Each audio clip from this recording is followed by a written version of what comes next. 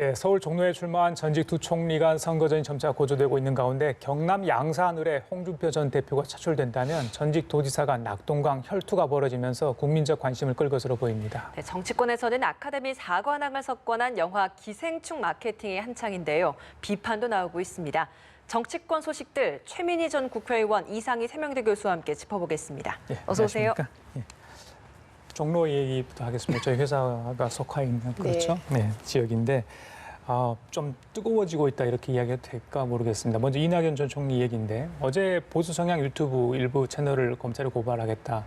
불법 선거 여론조사 조작 이야기가 나오는데 일단 가짜 뉴스 이거 처음부터 차단하겠다 이런 뜻으로 보입니다. 어떻게 보셨어요? 그러니까 이번 총선이 다른 한편 보면 가짜 뉴스와의 전쟁일 수 있습니다. 그런데 이 사건은 고발해야 될 것 같습니다. 왜냐하면 이제 여론조사 결과를 공표한다는 것이 굉장히 민감한 일이잖아요.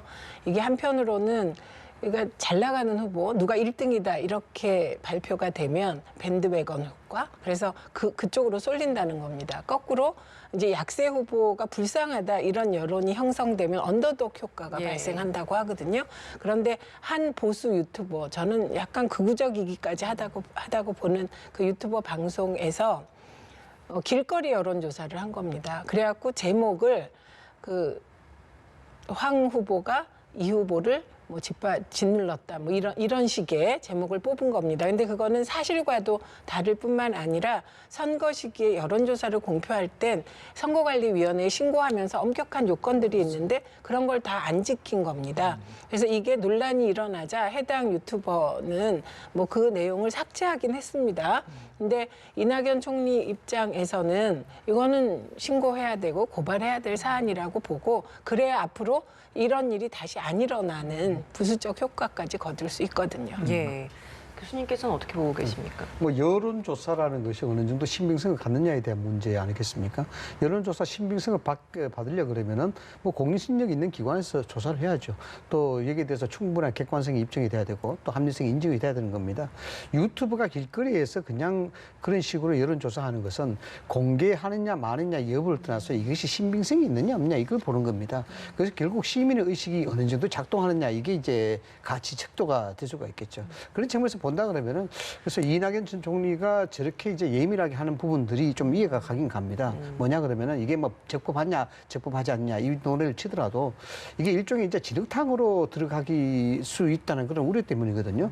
이게 방어적 입장에서 있는 사람은 진흙탕을 싫어합니다. 이 진흙탕이 쉽게 이야기하자 그러면 앞이 안 보이는 깜깜한 그런 상황에서 혼전을 이야기하는 것이거든요. 그렇게 되면은 이낙연 전 총리 입장에서는 상당히 껄끄러운 그런 현상이 될 수밖에 없고, 반면에 황교안 대표 입장으로서는 도전자 입장이니까 충분히 진흙탕을 만들어야 이것이 전술적으로 효과가 있는 것이죠. 그런 측면에서 이낙연 전 총리의 민주당 입장에서 이건 사전에 빨리 정리하는 것이 그러니까 또 강력하게 대응해서 이런 부분들이 더 이상 진흙탕으로 가지 않겠다 이런 어떤 일환으로 해석을 할 수가 있는 거죠. 예, 황교안 대표는 어제도 직접 종로구 예비 후보 등록을 하기 위해서 가는 모습이 또 연출이 됐습니다. 그리고 전셋집도 비교적 종로에서 진보 성향들이 많이 산다라고 하는 동쪽 지역에 좀 잡겠다라고 이야기를 하는데 아무래도 좀 늦게 시작을 하는 만큼 사별화를 보이겠다 이렇게 봐야 되는 겁니까? 차별화라기보다는 일단 나 여기 왔다 알려야 되는 거죠. 그러니까 일거수일투족을 언론이 잘 보도해 줍니다만 후보가 얼마나 이벤트성 뭔가를 잘 만드느냐에 따라 달라지는 것이고요. 그리고 원래 황교안 후보 같은 경우는 좀 진보 성향이 있는 그런 유권자가 밀집한 지역에 자리를 잡는 겁니다, 본래. 그리고 꼭 이낙연 후보의 경우는 이제 아무래도 종로에 보수 진보가 있는지는 제가 모르겠는데 보수적인 표가 많은 곳에 터를 잡고 원래 그렇게 이제 선거는 시작이 되는 겁니다. 그리고 이제 황교안 대표의 경우 아까 말씀하셨듯이 이게 앞서가는 후보는 판이 흔들리는 걸 원하지 않죠. 그리고 지금은 거의 이낙연 후보가 그냥 2배 정도 이기고 있어요. 그러니까 이 상태가 유지되게 하고 싶은 거고 이제 뒤처지는 후보는 판을 흔들어야 되는 겁니다. 근데 그 판을 흔드는 과정이 저희들이 기대하기에는 뭔가 종로를 위한 아주 쌈박한 공약 이런 걸로 두 후보가 경쟁하면 좋은데 사실 정책으로 경쟁해서 판을 흔든다는 건 아주 어려운 일이다 보니 이제 여러 가지 흑색 선전이 나오고 이런 것이거든요. 예. 근데 저는 솔직히 저 개인적으로 걱정을 한 것은 저 보수 유튜버는 왜 저런 일을 했을까? 거의 조작적인 여론조사이거든요. 그래서 저는 그냥 단독이길 바라는 거죠. 보수 유튜버의 단독 행동이기를 진짜 바랍니다. 어떻게 보십니까? 이게 유튜브에 종로 대한- 쪽에 뭐 진보 네. 보수가 있는지 잘 모르겠다는데 정말 있는 겁니까? 제가 거기 뭐 해화동 쪽에서 사실 석박사를 다 했기 때문에 10년 가까이 거기에 있었는데 굉장히 참 묘한 지역입니다. 뭐 진보 세력이 있다, 보수 세력이 있다. 그 반면에 또 중도층이 굉장히 많은 지역이기도 해요. 그래서 오늘 아침 어느 언론에서 잘 표현했더라고요. 동진서보다 이런 표현했는데 동쪽에 진보, 서쪽에 보수다 했는데 아주 적확한 표현이다. 역시 언론이 네이밍 만드는 데는 참 일가견이 있다 이런 생각이 드는데 이게 지금 동쪽으로 이사 갔지 않습니까? 네. 실제 황교안 대표가. 그다음에 이제 이낙연 총리는 서쪽으로 진을 치고 있고 교남동이고 그다음 해화동인데 이 일종의 이제 방금 말씀하셨습니다마는 총선에 출마하는 사람들, 선거에 출마하는 사람들은 전형적인 전략입니다. 자기가 가장 취약한 지역에 이사를 가서 그곳에서부터 시작해서 최소한의 피해를 막겠다라는 그런 부분이거든요. 그런 지역인데 이번 부분 총선에 이낙연 총리와 황교안 대결의 부분들은 상징성이 워낙 크기 때문에 이 부분이 상당히 좀 미치는 영향이 있을 거다 이렇게 봅니다. 뭐냐 그러면은 소위 동진 쪽, 동쪽에 진보가 있다는 해화동을 이사 갔던 황교안 대표적인 지역은 젊은 층들이 20에서 30%입니다. 그리고 이 지역이 실질적으로 오세훈 전 시장이 20대 총선에서 여기에 20% 이상으로 전성기 총리한테 졌는 대표한 지역이에요. 그래서 이 부분에서 유의미한 어떤 가치만 거둘 수가 있다면 되는데 특히 여기는 가장 중요한 포인트가 하나 있어요. 뭐냐 그러면은 황교안 대표가 성균관대 출신이라는 겁니다. 성균관대 출신이고 거기에 젊은 층들이 상당히 성균관대하고 연관이 많다는 거. 이런 부분에 있어서 동쪽에 충분하게 최소한의 방어막을 칠 수 있다. 오히려 큰 임팩트를 얻을 수 있다. 이런 계산이 있는 것이고 반면에 이낙연 전 총리는 이제 공격자 입장이고 선두주자에 있는 그런 입장이니까 서쪽에 갔습니다만은 여기에 이제 보수층들이 여기는 상당히 좀 우려가 되는 부분이 없지 않아 있습니다. 뭐냐면 정부의 부동산 투기 대책에 여기에 관련된 지역이거든요. 아파트 주민들이 굉장히 많고 50대 이상이 굉장히 많습니다. 여기에 과연 이낙연 전 총리에 대한 시각이 어떻게 바꿔질까? 이게 굉장한 재밌는 관전 포인트다 이렇게 봐야 되겠습니다. 알겠습니다. 자, 또 갑자기 부상하고 관심이 되고 있는 지역이죠. 양산을입니다. 홍준표 전 대표가 고향에서 출마를 한다고 그랬는데 양산을 이야기를 했어요. 그래서 한국당 공관위에서 이걸 어떻게 결정할지 어제 계속 이야기 나옵니다. 결정 이야기는 근데 미뤄지고 있는데 19일 날 공천 면접에 다 끝난 다음에 하겠다고 김영호 공관위원장이 오늘 이야기를 했던 것 같습니다. 글쎄요, 이게 과연 그 지역이 험진이 아닌지 거기서도 논란이 되고 있는 것 같아요. 홍준표 전 대표의 선택 어떻게 보십니까? 그 양산을 지역이 지금 민주당 국회의원인데요. 그분이 당선될 때 당선 이유가 무소속으로 자유한국당 쪽 후보가 나와서 표가 갈렸기 때문에 민주당이 이제 당선될 수 있던 지역입니다. 그래서 표를 계산해 보면 자유한국당 쪽이 분열하지 않으면 자유한국당에겐 험지가 아닌 곳입니다. 그런데 지금 이제 네이밍을 해가는 과정을 보면 문재인 대통령 사저가 있기 때문에 문재인 대통령의 성지고 험지다 이렇게 표현을 하더라고요. 근데 그게 그 네이밍이 언뜻 안 들어오죠. 일단 성지라는 표현도 안 맞고. 그런데 저것은 아마도 홍준표 전 대표와 공관위원장 간에 어느 정도 절반의 수확 그 정도로 합의가 되어가고 있는 것이 아닌가 싶습니다. 그리고 또 하나는 이 과정에서 의문의 1승을 한 분이 계세요. 그분이 김두관 지사입니다. 예. 김두관 전 지사는 민주당의 요청에 따라 희생적 결단으로 내려갔는데 이게 주목을 못 받은 겁니다. 그동안. 그렇죠. 본인은 굉장히 희생했는데 그냥 그 언론에 잘 보도가 안 되는데 갑자기 홍준표 전 대표로 인하여 김두관 파워를 입증했다 이렇게 되는 거기 때문에 참 정치와 선거란 역동적이다. 글쎄요, 김두관 의원이 1승을 했는지를 좀 지켜봐야 되는데 홍준표 전 대표를 우리가 성향을 분석한다 그러면 한마디로 전형적인 변칙복수다. 인파이트에 룰이 없는 그런 변칙복수다 이렇게 됩니다. 상당히 싸움닭 기질이 있죠. 싸움닭 기질이 있는데 이 부분에 대해서 한국당 입장에서는 사실상 효용 가치가 굉장히 높은 그런 겁니다. 그래서 서울에 올라와서 동대문 쪽에서 파란을 이렇게 준다 그러면은 이슈를 선점하는 측면에서 뉴스의 가치도 올릴 수 있고 해서 굉장히 좋다 이렇게 이 효용 가치를 보는 거예요. 그런데 뭐 홍준표 전 대표 입장도 그렇지가 않으니까 뭐 수구 초심을 이야기하면서 이 고향을 이야기하고 있는데 김두관 의원이 상당히 좀 곤혹스러울 거예요. 어쨌든 뭐 지적하신 대로 언론에 대한 포커스를 받을 수는 있으나 여기에는 대단한 정치적 상징성이 있습니다. 뭐냐면 첫째, 여기에 문재인 대통령의 사저가 있다는 그런 소위 앞마당이라는 점. 그다음에 두 번째로 뭐냐면 PK 지역의 20대 총선에서 민주당이 8석을 내줬다는 점. 그래서 여기에 복귀를 해야 된다는 그런 소위 말해서 복수혈전이 있는 그런 지역이거든요. 여기에 만약에 홍준표 대표가 정말 인파이트 같은 변칙 복수의 스타일로 파란을 일으키고 여기에 대해서 기선을 잡고 나간다 그러면은 김두관 의원으로서는 상당히 여기 존재 가치가 떨어질 수밖에 없고 정치 가치가 떨어질 수밖에 없고 또 한편으로는 홍준표 대표도 상당히 제기를 할 수 있는 발판을 삼을 수가 있어요. 그런데다가 한국당의 입장으로서는 PK를 수승할 수 있다는 그런 소위 고정적인 어떤 지지층들에 대한 박수 이런 부분들을 충분히 정치적 효과를 거둘 수 있는 그런 점들이 또 있다는 겁니다. 그럼 교수님께서 보시기에는 이 양산 을이 한국당에게 있어서 험지다라고 보신다는 건가요? 일단 여기에 대해서 지적하신 대로 뭐 한국당 후보가 분열이 됐기 때문에 공학상 뭐 민주당이 될 수밖에 없었다 그러지만은 여기에 상징성이 가장 큰 문제다 봅니다. 그래서 정치인에서 소위 말하자면은 뭐 언론 헤드라인이 어떻게 장식이 될지 모르겠습니다만은 실질적으로 문재인 대통령의 사저가 있는 곳에서 한국당이 승리했다. 이거 굉장히 자극적인 얘기가 되거든요. 이런 측면에서 본다 그러면 더불어민주당 쪽에서는 이걸 방어를 할 수밖에 없는. 그래서 격전을 치를 수밖에 없다. 그런데 그런 점에서 본다면 이것이 꼭 고발 뭐 해발 700m 이상의 험지가 아니고 이것도 해발 700m 가까운 험지에 속한다는 겁니다. 그래서 그러니까 김용호 위원장도 결국에는 이런 쪽으로 좀 수용하는 쪽으로 가다가 잡을 거다. 뉴스가 되는 거다 되겠습니다. 알겠습니다. 아니 저는 뭐 그렇게 될 것 같습니다. 근데 예측은 정확히 해야 되고 그 예측하는 근거 또한 과학적이어야 됩니다. 팩트에 기반해야 되는데 지금 자유한국당이나 홍준표 전 대표나 언론이 방향을 잡아가는 일부 언론이 그거 허상입니다. 선거란 문재인 대통령의 사저가 있다고 그게 민주당에게 유리하다. 이렇지 않습니다. 바닥에 정확히 유권자의 성향을 분석해 볼 때 거기 6대4 정도로 자유한국당이 우세한 지역입니다. 그러니까 거꾸로 얘기하자면 그런 곳에서 김두관 전 지사가 좋은 지역구를 버리고 내려간 거예요. 그러니까 초반에서는 사실 김두관 지사가 명분을 다 얻은 셈이죠.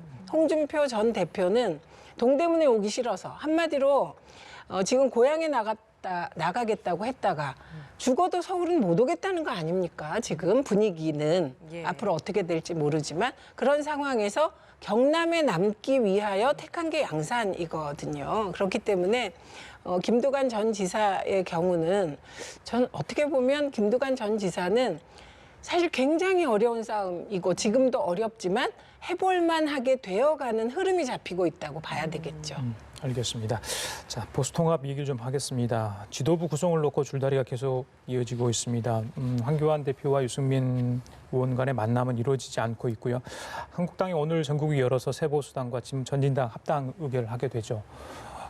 글쎄요, 어떻게 보십니까? 이 지도부 구성이 그렇게 정말 중요한 겁니까? 이 총선 그럼요. 전까지 끌어갈 그런 상황인데. 당연하죠. 지도부가 구성되면 공간이 구성도 바뀌게 됩니다. 왜냐하면 김용호 위원장은 안 바뀌겠지만 수도 바뀌게 되죠. 그리고 겉으로는 정치라는 게 그런 거 아닙니까? 겉으로는 그럴듯한 포장을 내세우지만 뒤에서는 정말 바쁜 백조 같은 거예요. 백조가 우아하지만 발밑에서 얼마나 힘듭니까? 물밑에서 발이. 지금 그런 일이 벌어지고 있는 거고 지금 마지막으로 남은 것이 지도부 구성에 있어서의 지분입니다. 이 부분이 첨예하게 이제 이게 부딪히고 있는데 그러니까 자유한국당 쪽에서는 그냥 황교안 대표가 대표를 하시고 지도부도 지분에 따라 자유한국당의 국회의원 수가 절대적으로 많으니 그냥 새보수당에 한두 명 끼워주겠다 이렇게 나오는 겁니다. 네. 그런데 그렇게만 볼 수 없는 것이 사실 자유한국당 쪽과 황교안 대표는 친박 청산도 제대로 하지 못했고 탄핵의 강도 건너지 못했고 사실 대중적으로 보면 국민들은 도대체 혁신을 한 건가 안 한 건가 물음표를 던지고 있는 상황이거든요. 그래서 새보수당과 왜 자유한국당이 통합을 하려고 하겠습니까?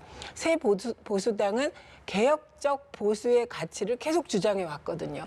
그리고 유승민 전 대표를 비롯하여 새 보수당 쪽에 대중적으로 소구력이 있는 분들이 많이 계십니다. 그래서 합당하려고 하는 거잖아요.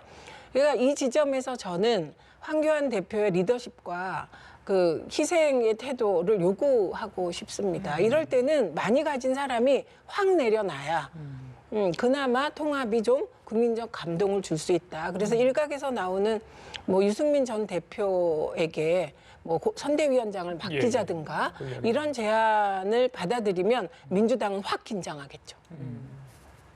일단 뭐 보수 통합에 대해서 그냥 관건이 3가지 정도였습니다. 새 집을 짓자 이 부분은 정말 지도부를 어떻게 바꿀 것이냐 이런 부분이고 뭐 당명에 대한 부분이 있고 그 다음에 새 보수당의 당직자를 어떻게 받아들일까 이런 부분 3가지가 있었는데 뭐 첫 번째 부분은 빼고 두 번째 세 번째는 뭐 쉽게 좀 해결될 가능성이 있습니다. 문제는 이제 새 집이죠.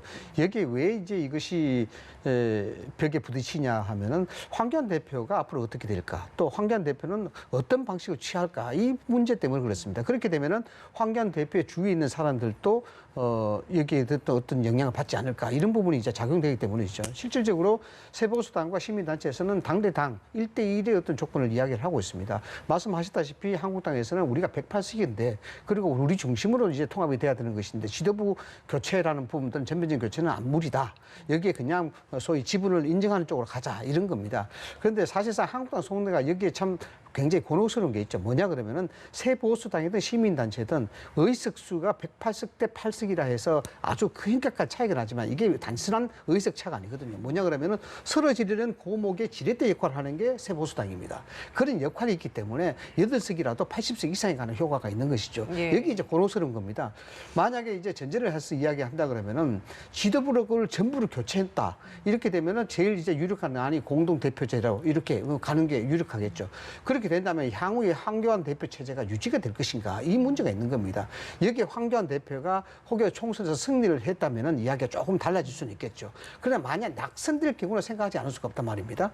낙선되고 난 다음에 황교안 대표가 그대로 대표적인 유지할 수 있을 것인가. 그리고 소위 말해서 친박 진영이라든가 황교안 대표를 옹립했던 그런 전위 세력들이 여기에 대해서 황교안 대표의 가치에 대해서 계속적으로 지속적으로 인정을 해줄 것인가. 이런 부분에서 굉장히 숙제가 남는 겁니다. 그래서 어려운 겁니다. 예, 종로 출마도 지금 선언한 상황이라서 종로 결과까지 가기 위해서는 당 대표직을 내려놓게 되면 아무래도 좀 많은 그 유권자들의 보기에 많은 영향력이 좀 많이 떨어지지 않겠느냐 이런 분석도 있더라고요. 근데 그건 거꾸로일 가능성이 높아요. 그리고 황교안 대표가 종로에서 당선되냐 낙선되냐가 총선의 성공 실패다 이렇게 될 것 같지는 않습니다. 이미 황교안 대표는 총선에 대해서 아주 의미 있는 2가지 얘기를 했어요. 하나는 과반 얻겠다. 과반 못 얻으면 사퇴하겠다 이런 얘기했고요. 또 하나는 수도권 122석 중에 나는 100석 자신한다 이런 얘기를 했단 말이죠. 그러니까 이미 스스로 본인의 당선 낙선 여부와 상관없이 선을 그어버린 거예요. 수도권에서 100석 못 얻으면 사퇴해야 되는 것이죠. 그래서 정치인들의 말이라는 게 굉장히 사실은 그 순간엔 그럴 수 있는데 미래 예측이 어렵잖아요. 그래서 예. 제가 보기에는 아주 어려운 선을 이미 설정을 해버리셨는데 저는 지금 이 시점에서도 황교안 전 대표가 어떤 모습을 보여주면 그러면 총선에서 좀 나아질 것인가. 그건 공동대표제도 아니에요. 그냥 새 보수당이나 아니면 통추 쪽에 새로운 인물을 대표로 내세우는 결단을 하면 그러면 아마 국민들의 시선이 확 달라지지 않을까 싶습니다. 알겠습니다. 통합과 관련해서 또 호남 3당 통합도 굉장히 좀 이슈였는데 거의 지금 뭐 무산될 위기다라는 이야기가 나오고 있습니다. 손학규 대표가 2선에서 좀 물러나달라라는 대한신당의 요구에 2선 후퇴 없다라고 좀 선을 그은 상황이거든요. 좀 어떻게 전망하십니까? 저는 손학규 대표가 왜 그러시는지 저도 참 이해가 잘 안 됩니다. 이게 뭐 저희들이 정치 분석을 하고 있지만은 요즘 같은 정치 판세에 워낙 새롭게 등장하는 이슈들이 많아서 상식적으로 또 기본 룰적으로 해석하기가 참 힘듭니다. 손학규 대표 같은 경우는 정치 원로시죠. 원로시고 여기 이제 준연동제 비례대표제에 대한 부분들을 주장하셨던 분이고 다당제 구도를 주장하셨던 분이고 일정 뭐 속의 목적은 좀 다섯 완성했다 봐야 되겠죠. 그런 점에서는 저는 뭐 역할에 대한 부분들을 인정을 해야 된다 이렇게 봅니다. 그런데 사실 정치 원로의 입장으로서는 이 정도 되게 되면은 뭐 이선 후배들한테 과감하게 물려주고 떠나가는 게 사실상 우리가 전통적으로 봐왔던 그런 어떤 맥락인데 그렇지 않단 말이죠. 그래서 이 부분에 과연 어떻게 해석이 될까 보는데 지금 손학규 대표 이선 후퇴에 대해서 이제 박주선 의원이 뭐 이야기를 해보니까 도저히 안 되겠더라. 그래서 이 통합 자체는 물 건너간 것이다. 이렇게 이야기를 하고 있는 것 아니겠습니까? 그런 측면에서 손학규 대표가 어떻게 앞으로 나올지 모르겠습니다만 지금도 뭐 여기에 대해서 이선 후퇴는 없다고 이야기하는 거니까 손학규 대표가 중간에 낀 입장에서 바미당의 소위 그 통합을 추진하는 그런 쪽에서는 절대 뭐 이 상태로서는 지도부 체제를 가지고는 할 수가 없다. 뭐 방법이 없으니까 그래서 지금 상황으로서는 이 부분들이 지금 17일까지 이야기하고 있는데 왜 17일까지 이야기하고 있냐면은 여기에 이제 정부 보조금이라든가 여러 가지 경제 규모가 있습니다. 그런 측면에서 만약에 17일 넘어가게 되면은 거의 이 부분들은 유야무야 되는 부분이다. 왜냐하면 여기에 지지도 자체가 그렇게 유의미한 지지도가 또 안 나와요. 그런 상황에서 자칫하면은 각자 도생으로 갈 수밖에 없지 않느냐라는 그런 생각을 합니다. 예. 예. 근데 저는 좀 이상한 게 있습니다. 지금 호남 신당을 하려고 하는 분들에게 호남에서 기대하는 게 새 정치인가요? 새로운 지도부 구성인가요? 아니거든요. 그래서 저는 손학규 대표의 거취 문제가 왜 핵심이 될까? 오히려 근본적으로 통합의 목표가 있을 거 아닙니까? 그 목표로 나아가는 과정에서 왜 손학규 대표의 거취를 들고 나오는지 또다시 그 호남 신당의 지도부 구성 싸움을 너무 미리 하신 게 아닌가 이런 생각이 듭니다. 왜냐하면 저는 호남 신당이 떴을 때 그 호남 신당을 지지하는 여론은 어느 쪽일까 생각해 보면 그건 아무래도 박지원, 정동영, 그다음에 손학규 이 세 분에 대한 마지막 애정, 미워도 다시 한 번의 표일 것 같습니다. 그런데 왜 이 세 분이 대표성을 가지면 안 되는지. 그러니까 저는 하고자 하는 일과 지도부 구성은 일치해야 되는데 하고자 하는 일은 사실은 그런 표인데 제가 말씀드린 근데 그 지도부 구성은 뭔가 또 새롭게 하려고 하는 이 모순 속에서 저런 일이 발생하는데 전 오늘이라도 그냥 기존 대표들의 거취 놔두고 통합부터 하지 않을까 하는 생각을 알겠습니다. 혼자 해봅니다. 예, 자, 분위기 바꿔서 요 주제 하나 다뤄보겠습니다. 영화 기생충 얘기입니다. 벌써 지난 월요일이었죠. 수상 소식이 전해지니까 4일 정도 지났는데 아직까지 감흥이 계속되고 있습니다. 뭐 흥행이 역주행을 하고 있다 할 정도로 지금 대단한 지금 성과가 있고 폭풍이 있는 것 같습니다. 그런데 정치권에서도 갑자기 이에 기생충 마케팅이 나왔어요. 예전에 영화 산업이나 예술 산업에 대해서 정치권이 뭐 뒷짐지고 바로 뭐 입법도 안 해줘가지고 힘들었던 영화인들이 많이 있었는데 갑자기 이게 뜨다 보니까 같이 숟가락을 얹는 분위기가 지금 만들어지고 있거든요. 어떻게 보십니까? 그러니까 숟가락을 얹는 게 정치인들이기 때문에 얹어도 좋습니다. 근데 잘 얹어야죠. 지금 말씀하신 영화산업진흥을 위하여 제가 이런저런 입법 하려고 되게 애를 썼고 예술인 복지법을 제가 개정하는 과정에서도 정말 그렇게 반대를 하시는 거예요. 왜 반대하는지 모르겠더라고요. 그런 분들 제가 다 기억하는데 지금 이러시니까 앞으로도 이 태도가 좀 유지됐으면 좋겠다. 이 말씀을 드리고 우선 저는 이 대목에선 죄송하지만 자유한국당 얘기를 안 할 수가 없습니다. 어떤 점에서? 봉준호 감독은요. 자유한국당 정부에서 블랙리스트에 올랐던 분입니다. 그다음에 이분의 대표작 살인의 추억, 괴물, 그다음에 설국열차가 이게 문제 있는 영화들로 지목됐어요. 살인의 추억은 경찰관들의 이미지를 나쁘게 한다였고요. 설국열차는 자본주의를 부정한다. 뭐 이런 거였습니다. 괴물은 반미 영화다. 뭐 이런 식이어서 정말 터무니없는 말하자면 딱지를 붙인 거거든요. 빨갱이 딱지를. 그랬으면 이건 표현의 자유에 대해서 우리가 조금 좀 미흡했다든지 뭐 이게 전제되고 이제 봉준호 감독에 대해서 뭘 해야 되는데 어떻게 그런 거 하나 없이 갑자기 봉준호 감독의 생가터를 복원한다 이런 걸 합니까? 제가 아는 한 봉준호 감독은 생가터 복원이라든지 동상 건립 거부할 것 같습니다. 근데 이 대목에서 이해찬 대표가 민주당이 잘한 게 이런 식으로 나오질 않고 개인 예찬이 아니라 두 가지 얘기를 했거든요. 공약으로. 첫째는 예술인 고용보험을 해서 제2의 봉준호가 나올 수 있도록 제도를 만들겠다. 두 번째는 그 예술인들에게 국가에서 일정 수당을 지급하겠다. 이런 공약을 내세워서 이번에는 완전히 민주당이 잘한 거죠. 자유한국당 너무하신 거죠. 예.